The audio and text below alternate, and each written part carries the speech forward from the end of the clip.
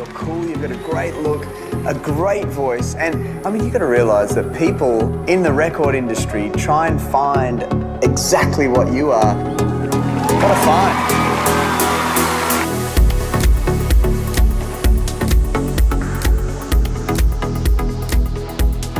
Hi, I'm Tam Wrigley and you're watching Istyle TV.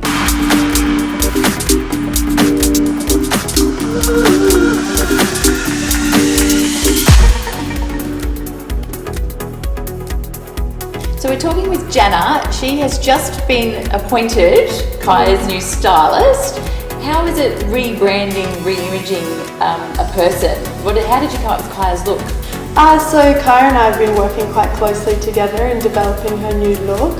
We've drawn inspiration from high fashion and brought it down to a more grassroots level and added more youthful and eccentric elements to create something that will keep giving.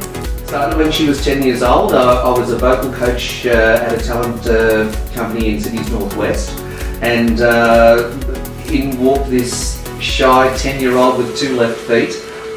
When she opened her mouth to actually sing, I knew I had an exceptional talent on my hands, and from that point on, it was a process of working out the direction of where she wanted to go. So we all saw her. She graced our screens in 2011 in X Factor as a young 14, 15-year-old punk rocker. Now she's coming out as Kaya and revamped. What are you loving about this transition? Oh, the sheer evolution has been amazing. She came into X Factor as a punk rock chick, you know, an Avril Lavigne idolising, and then it was again her creativity, her own sense of creativity, has then pushed her into actually exploring new avenues, and then out came Kaya, and this is just next step in her development. She's always been very mature for her age.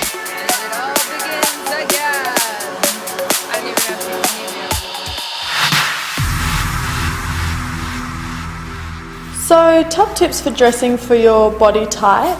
I tend to avoid the rules of fashion, so to speak, because I really believe that what works for one person may not work for another. So I think if you stay true to what you feel comfortable in, when you're comfortable, you're confident, and when you're confident, people see that, and that's very attractive. So it's always a little scary, I guess, reinventing, restyling yourself and coming out as a totally different person. Tell us a little bit how you feel about that. I was super excited because it's what I wanted to do, but it doesn't necessarily mean that's what will work or what your fans want or even what the people around you believe in. So, you know, when you've had people sold on Christina Parie and she had fringe and purple hair and super punk, I'm like, well, skull dresses and was super rock and roll, and then go, okay, I've grown up now, I'm totally on board, but how do you, it's scary saying, okay, now I need to get the people that believed in me back then to now believe in me again. It's selling a new product, and that's scary because it's like, you'll always, if it doesn't work, should I stay with Christina Parie? I don't know, but if I did, then it just wouldn't be true, and I think that would fall through eventually anyway. So it's scary, but I'm pumped because it's super more involved in fashion, and it's super more involved about concepts and really thinking and developing and coming up with ideas. Like, I'm always back and forth with my stylist, makeup artist, like just going back and forward on what about this or let's try that, and it's more of a process now, whereas before it was just, I don't care. I'm just gonna tease my hair, come up to it, chuck me in anything. And so, where did the name Kaya come from?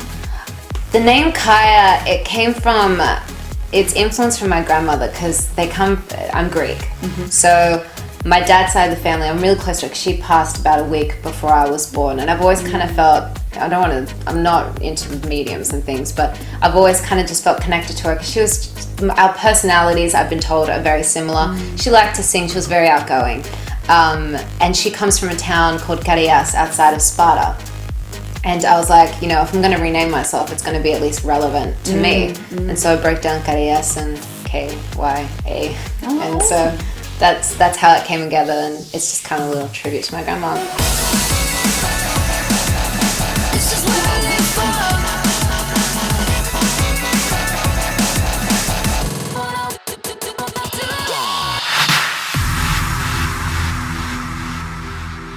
My own personal style mantra tends to focus around a lot of comfort wear, so jeans and t-shirts during the day.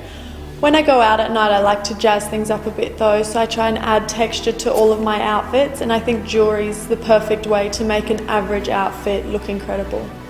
So I'm here today with Dave Simons from Oxygen Music. He's going to chat to us about Kaya and her transformation. So tell us a little bit of history with Kaya and yourself. Look, I met Kaya about 3.5 years ago as Christina Parie of X Factor. I headhunted her off the back of the show. I saw her on the TV show and said, I want to work with that girl. Christina is definitely a very adamant young punk girl who loved her rock and roll, loved her guitars and loud drums. Now, Kaya is a much more mature artist. There's something really special about her, and I think over the past few years she has found herself and found the artist that she was meant to be. Transitioning, she toured all over the world, worked with some of the biggest songwriters and producers all over the world, and developed this sound which is unique, which was her vision. There was no one kind of saying, this is what you need to be. She went and developed this whole model by herself. Kaya is, I guess, an artist who has discovered herself and discovered who she wants to be. So Kaya was her vision, and she's spent the last few years developing this vision for this artist that she wanted to be, and we've now helped her establish that. And what can we expect to see in 2015 come from Kaya? Big things. I think 2015 is certainly going to be the year of Kaya.